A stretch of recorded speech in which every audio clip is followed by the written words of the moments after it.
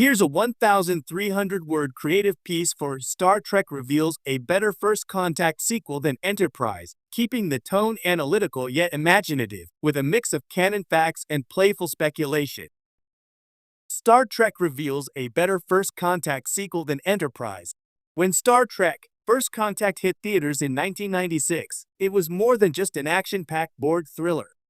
It was a pivotal moment in the Star Trek timeline, the film that finally depicted humanity's first warp flight and its historic meeting with the Vulcans in 2063. It closed the temporal loop for fans who had been curious since the original series about how Earth entered the interstellar community. For decades, this story felt like a one-and-done chapter. Until Star Trek Enterprise arrived in 2001 and decided to hang its entire premise on being the spiritual sequel to that event. Enterprise promised to be the show about what came next, the awkward, stumbling steps of early exploration, the uneasy diplomacy with Vulcans, and the eventual foundation of the United Federation of Planets. But as much as it tried to capture the afterglow of Zefram Cochrane's warp flight, Enterprise was a very different beast from First Contact. And now, nearly 25 years after the movie, another Star Trek story may have delivered a sequel that feels more true to the First Contact spirit, one that fans didn't expect. Why Enterprise's sequel approach never fully landed? Let's be fair, Enterprise had an unenviable task. It wasn't just continuing the story of humanity's first contact with aliens. It was trying to be a prequel to 600 episodes of Star Trek canon. Instead of leaning hard into the direct emotional and cultural consequences of First Contact, the series had to juggle fan expectations, network demands, and Berman-era franchise fatigue. Its pilot, Broken Bow, gave us Vulcans still keeping humanity on a short leash, a nod to First Contact's ending. After all, the Vulcans weren't about to hand over star charts and say, "Good luck out there."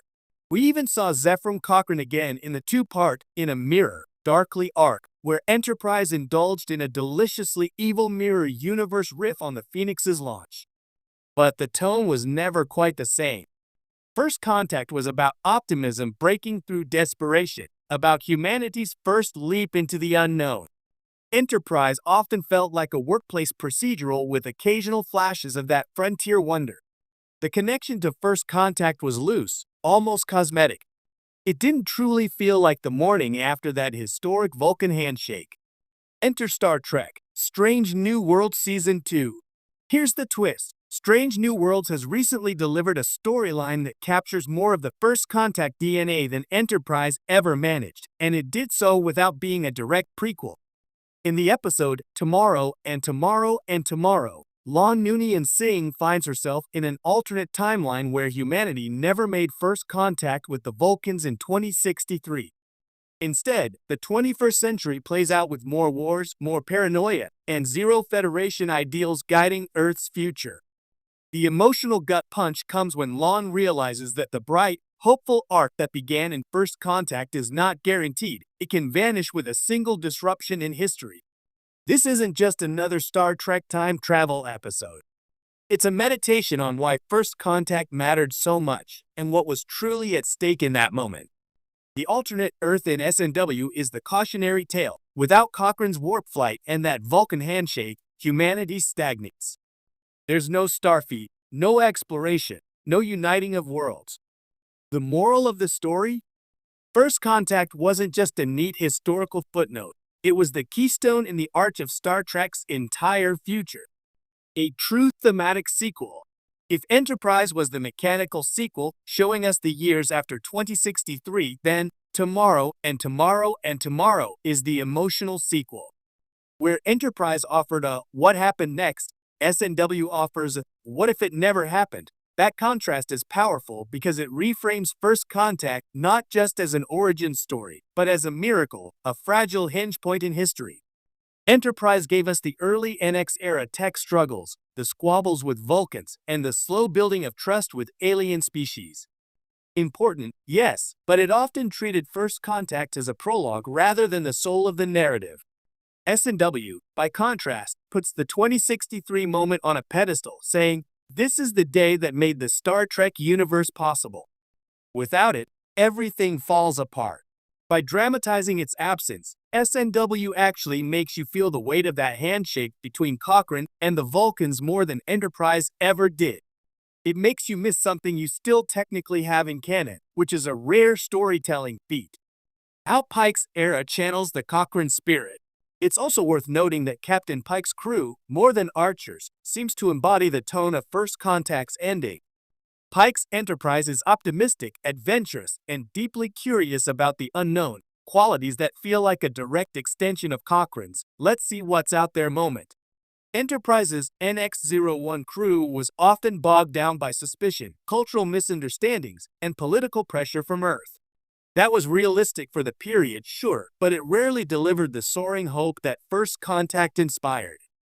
Pike's crew operates in a time when the Federation is still new enough to be idealistic, but old enough to be functional, the perfect sweet spot for stories that feel like a continuation of Cochrane's dream.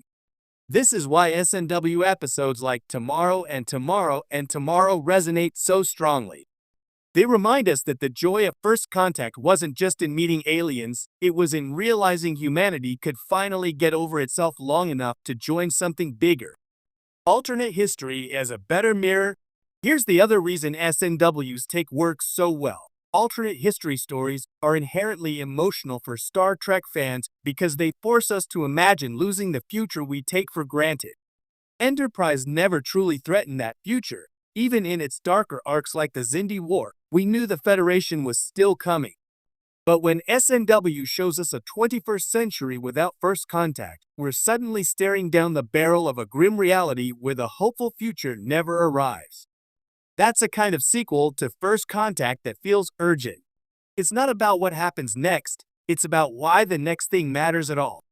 In a way, SNW is reminding fans that First Contact wasn't inevitable. It could have gone wrong.